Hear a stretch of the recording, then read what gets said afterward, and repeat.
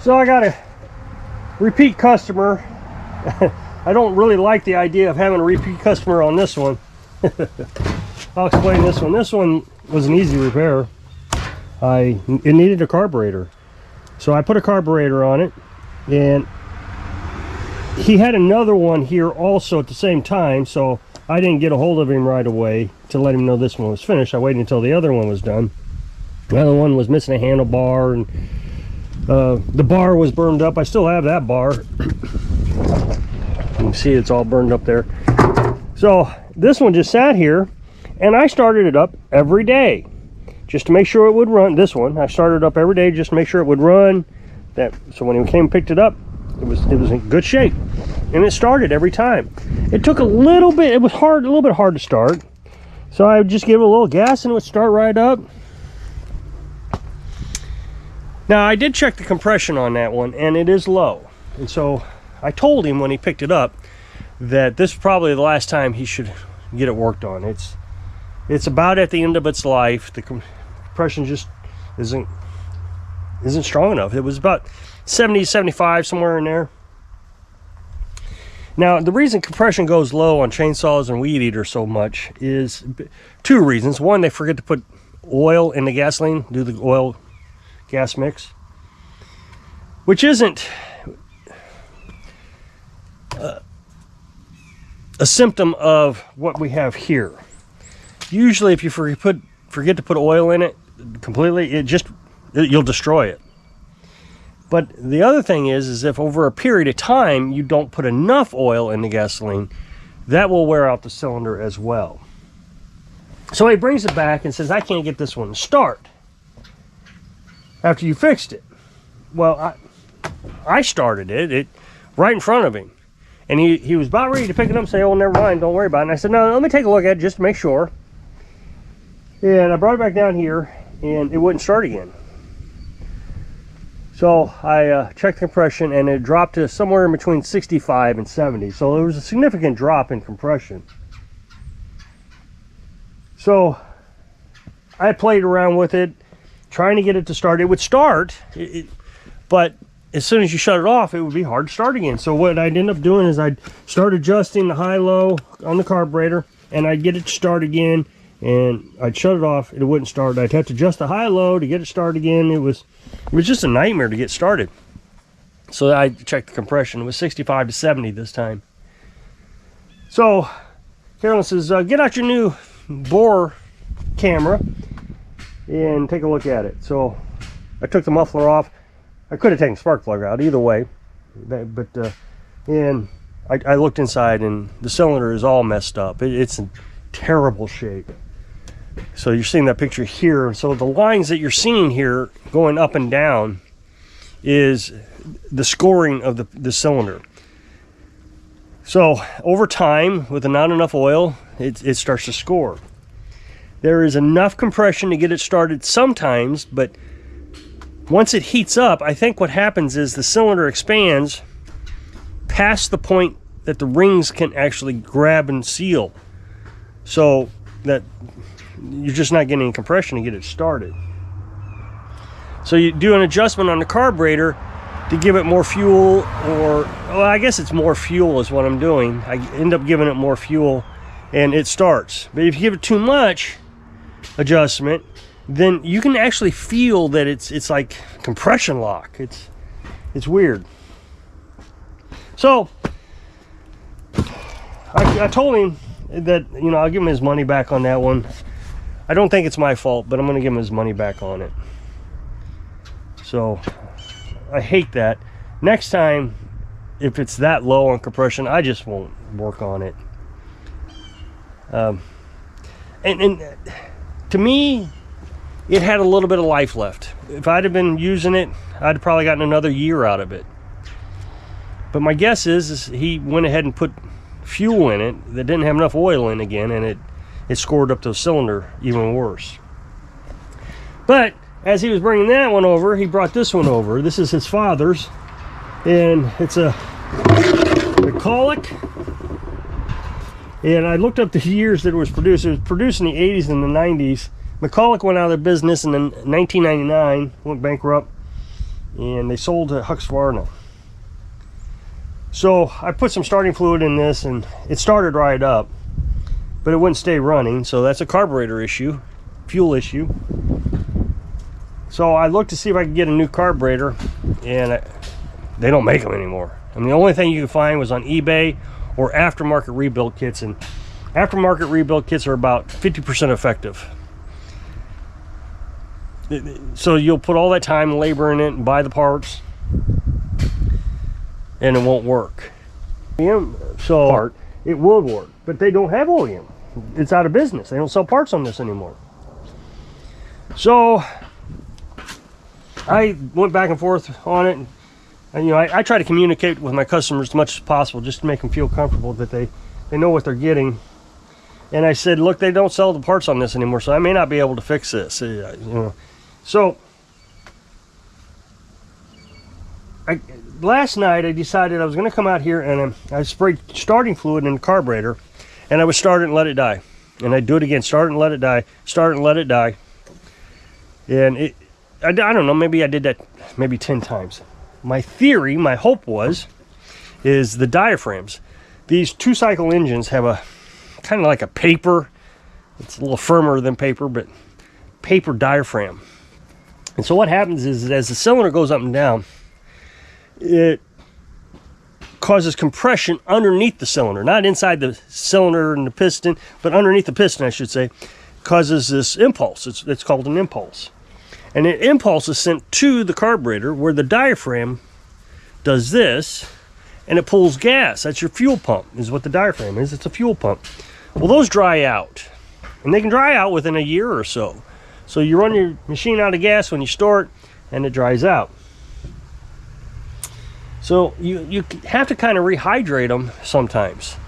But on other times, if it gets more than a year or more, they can actually start to warp, and they just look bad, and they won't rehydrate. So I was hoping I could rehydrate this, and came out this morning, and I had some luck with this. So I'm going to start it up just to show you that it does start.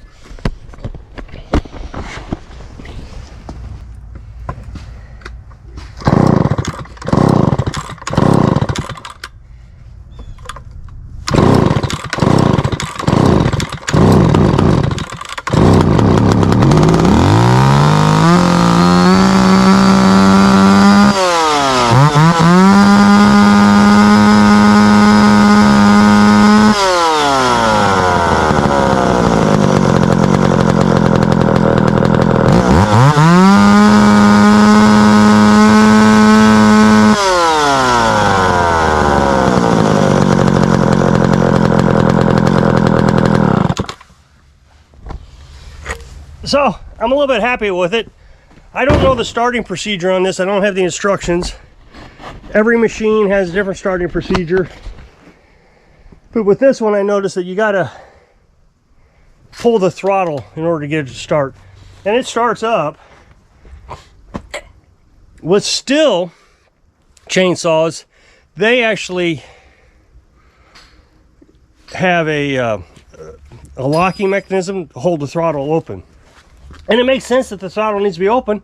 If you don't have the throttle open, no gas is going into the cylinder or air.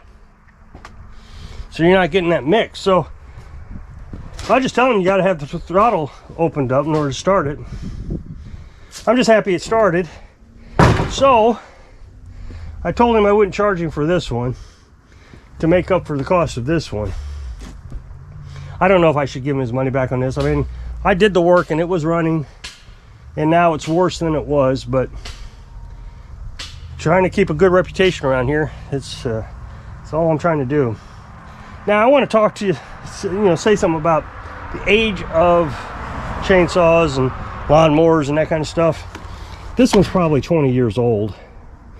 And of course, this one's 30 to 40 years old. So, a car. I looked up, just out of curiosity, I think it was, I typed in 1975 Trans Am carburetor. Can I buy one is what I was looking for. And The only thing you could buy them off of was eBay. So I don't even know if they have junkyards anymore, but I remember back in the day you had to go to a junkyard to buy stuff. The only way you could get it is off eBay, a used one, or from a junkyard. So in my mind, if you're going to buy a 1975 Trans Am, it's a restoration project. It's not something that you're going to use on your daily commute. And the mechanic, these certified mechanics nowadays aren't even going to know how to work on it. Today's automobiles have fuel injection and, you know, computers and all that stuff. The Trans Am, here's what's funny. My truck, 4-cylinder truck, has as much horsepower as a 1975 8-cylinder Trans Am. I found that fascinating, but that's neither here nor there. But the technology is different. Automobiles have a life expectancy. So I think most people would recognize that you're not going to take in a 1975 or 1980 vehicle to the Ford dealer and say, okay, I need you to fix this. They're going to say, well, I'm sorry, we can't fix it. It's a restoration. But when it comes to lawnmowers, chainsaws, and weed eaters, people don't seem to have that expectation. And what's funny is the manufacturers of these lawn care equipment actually have a life expectancy on it. Most of them do not go beyond 10 years. That's the expectancy of these machines. If you go buy John Deere and you've got that John Deere for 2 years and the transmission gets a recall on it, they will recall that for 8 years. After 8 years, then the 10 years the life expectancy of the lawnmower is up and they won't fix it. So if you've got your lawnmower for 11 years and the transmission goes out, they won't cover it under the recall. And parts get harder and harder to find the older it gets. Craftsman is probably the one I noticed the most, because I get a lot of those from the early 2000s and stuff. And some parts, you go to the parts tree or Jack's small engine, and they got some of the parts, but other parts they don't have, out of stock. So you're not going to get them. So then you go into your junkyard and you start looking for stuff. Now, I know some mechanics, they keep a lot of junk in their junkyard. I'm not going to do that. That's not the business I want to run. I want to build a business where I'm not repairing antiques. I told you a while back somebody wanted me to repair a wheel horse. Said it won't start. Sounded like a fuel issue. And I said, I'm sorry, I don't do restorations. I can't find parts for it. He said, well, it doesn't need a part. It just needs running. I need it running. I said, well, you know, if we got to buy a carburetor, there's not going to be any available. And it didn't even occur to him, oh, okay, yeah, that makes sense. Like the carburetor isn't a part. That's just... Now, I will say on this one, they still have the air filter and the fuel line in stock. Those are available. But everything else was aftermarket. Here's my thinking on that. Husqvarna bought this company out. They may have standardized the air filter and the fuel line, because the fuel line looks identical to the one I've seen on Husqvarna. So it's probably standardized with Husqvarna. But everything else is obsolete. Everything. What's interesting with this one is it doesn't have an oil pump. You have to pump the oil onto the chain. And this looks like a chain brake here, but it's not, but it's very stiff. I tell you, that's a little concerning to me, but so be it. The other thing I am not doing is I didn't wash it. It's too cold to get the pressure washer out, so I'm not going to wash this one. That's just something that we're going to have to sacrifice in the wintertime. I don't think any company could do that. So, I'm trying to figure out what to do about these antiques. This is the third one I've gotten. The first one I lucked out and I was able to get it fixed with an aftermarket rebuild kit, but I told the guy it's a 50-50 chance and it's going to cost you money either way, and he wanted to take the chance, and I got it to run. Another one was the same thing, but I was working on it. It was running, and it locked up. The cylinder locked up. It broke. Camshaft broke, and it. You know, how do you explain that to the customer? So it's just risky. And I almost didn't work on this one, but the only reason I worked on it was because I had a problem with this one, and I don't want to ruin my reputation. I figured if I can get this one fixed, it would repair my reputation with this one a little bit. All those attaboys is erased by one. Oh crap. So hopefully I can kind of tone that one down. However, he did come back and say, I got some friends that need some chains blades sharpened. So it doesn't sound like he's mad at me about it. So if you'll click this up next box, it'll take you to a video where I was working on something. So if I can inspire you to fix it so you can live your dreams. Thanks for watching.